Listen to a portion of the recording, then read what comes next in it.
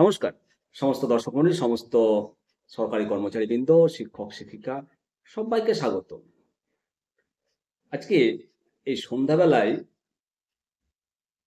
রাজ্যের সরকারি কর্মচারীদের সুপ্রিম কোর্টে রাজ্যের জবাবের প্রত্যুত্তরে 20 দফা নথি জমা দিয়েছে, মানে পাল্টা জবাব। তো এই 20 দফা নথি মানে কি জবাব দিয়েছে সেটা জানতে পেরে সত্যি বলছি, হৃদয় থেকে বলছি, খুব ভালো লাগছে। এবং আমার মনে হচ্ছে যে রাজ্যের যুক্তি ধোপে টিকবে না, না টেকারই কথা। পশ্চিমবঙ্গের সরকারি কর্মচারীদের এই ডিএ মামলা একটা নতুন মাত্রা যোগ করলো। এবার সুপ্রিম কোর্টে রাজ্য সরকার যে তথ্য দিয়েছে তার যে পাল্টা জবাব দিল কর্মচারী সংগঠনগুলো 20 দফা, এটা একটা নতুন মাত্রা যোগ করলো। অবশ্যই আজকের এই প্রতিবেদনে একবারে সর্বশেষ পরিস্থিতির বিষয়গুলো আলোচনা করব আপনাদের সঙ্গে। আপনারা দেখছেন নিমতিদা দর্শন, আমি শিবরাম সরকার। পুরো প্রতিবেদনটার সঙ্গে থাকবেন অবশ্যই। তো মামলার যেটা বর্তমান অবস্থা সেটা আগে আপনাদেরকে জানাবো।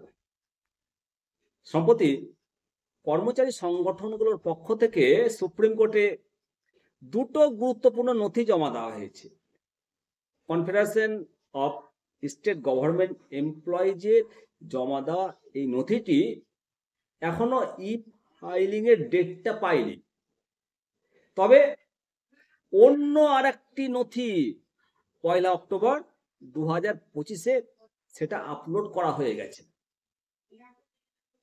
আর এটা আপলোড করেছে অ্যাডভোকেট মৃগাঙ্ক প্রভাকরের মাধ্যমে এটা জমা হয়েছে। তো এই নথিতে রাজ্য সরকারের যে দেওয়া তথ্য তার বিরুদ্ধে 20টি গুরুত্বপূর্ণ পয়েন্ট তুলে ধরা হয়েছে।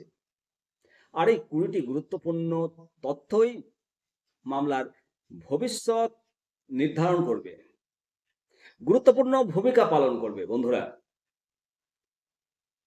তো 20 দফা নথির যেটা মূল বিষয়, যেটা খুব ভালো লেগেছে, এই নথিতে মূলত রাজ্য সরকারের একের পর এক যুক্তিগুলোকে সরকারি কর্মচারীরা খণ্ডন করার চেষ্টা করেছে।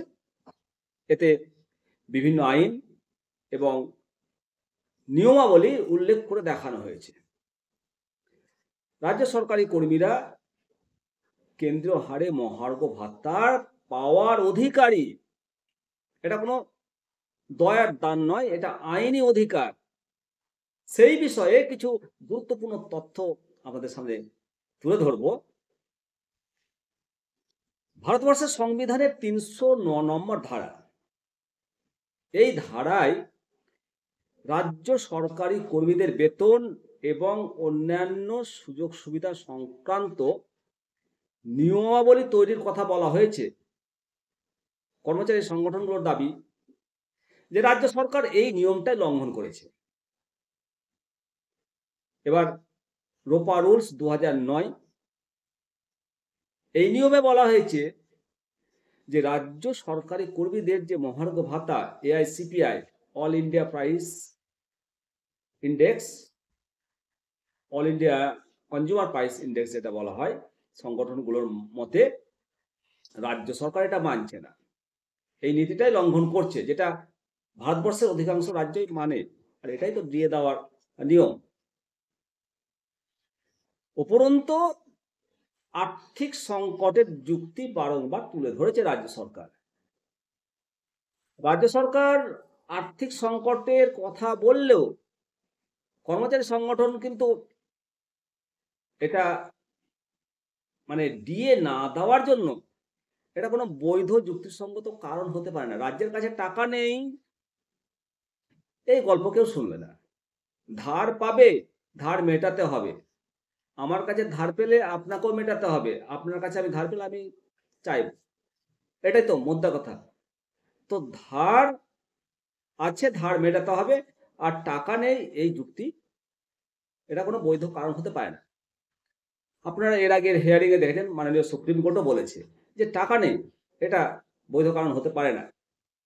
এই প্রসঙ্গে অন্যান্য রাজ্যের উদাহরণ, কেরালা সহ বিভিন্ন রাজ্যের উদাহরণ দিয়ে দেখানো হয়েছে যে তারা নিজেদের নিয়ম অনুসারে দিয়ে থাকে এবং পশ্চিমবঙ্গকেও সেটা করা উচিত। তো এই মামলার পরবর্তী যে ধাপটা না, সেটা অত্যন্ত গুরুত্বপূর্ণ হতে চলেছে। এই মামলার পরবর্তী ধাপটা, সুপ্রিম কোর্টে উভয় পক্ষের লিখিত যুক্তি জমা পড়ছে। সুপ্রিম কোর্ট এই যুক্তিগুলো পর্যালোচনা করবে, বিবেচনা করবে, তার ভিত্তিতে তো রায় দেবে সুপ্রিম কোর্ট। কর্মচারী সংগঠন, শিক্ষক সংগঠন, সরকারি pension holder, family pension holder সবাই আশা করছে যে তাদের যে পেশ করা তথ্য এবং যুক্তির ভিত্তিতে সরকারি কর্মীরা জয়লাভ করবে। তবে রাজ্য সরকারও কিন্তু নিজেদের অবস্থানে অনড় রয়েছে, তাদের অবস্থান বদলায়নি। তাই চূড়ান্ত রায়ের জন্য আমাদেরকে অপেক্ষা করতে হবে। তো বন্ধুরা, এই মামলার রায় সম্ভবত অক্টোবর মাসেই ঘোষণা হতে পারে। রায় যেটাই হোক, সরকারি কর্মচারীরা সেটাই মাথা পেতে মেনে নেবে। মামলায় যদি কর্মচারী মহল যেতে, তাহলে ডিএ দিতে রাজ্য বাধ্য হবে, এটা নিশ্চিত। তবে এর মধ্যে আবার এআইসিপিআই যে সূচক, সেটা অত্যন্ত হাই। জানুয়ারি 2026-এ ডিএর পরিমাণ অত্যন্ত বৃদ্ধি পাবে, বর্তমানে 40% ফারাক। এই ফারাক মেটানোর জন্য রাজ্যকে অবশ্যই পদক্ষেপ গ্রহণ করতে হবে, না হলে কর্মীদের যে জীবনযাত্রার মান, সেটা সব থেকে কমে যাবে পশ্চিমবঙ্গে। এই মুহূর্তে সমস্ত সরকারি কর্মী অধীর আগ্রহে আমরা চেয়ে রয়েছি অক্টোবর মাসে সুপ্রিম কোর্টের রায়ের দিকে। আমরা চেয়ে রয়েছি 26 জানুয়ারি এআইসিপিআই হারে পুরো ডিএ পাওয়ার দিকে। ডিএ বাড়ার সম্ভাবনা প্রবল, কর্মীদের অবশ্যই মনোবল বাড়াচ্ছে। তাই সমস্ত সরকারি কর্মচারী, শিক্ষক শিক্ষিকাকে বলবো যে একেবারে নেগেটিভ চিন্তা করবেন না, be positive, don't worry, be happy. হবে হবে জয়, দৃঢ় প্রত্যয়। সঠিক চিন্তা করুন, দিয়ে পাবো পাবো, নো নেগেটিভ এনার্জি। ভালো থাকবেন। পরবর্তী আপডেট পেতে অবশ্যই চ্যানেলটিকে সাবস্ক্রাইব করবেন। জয় হিন্দ, জয় ভারত।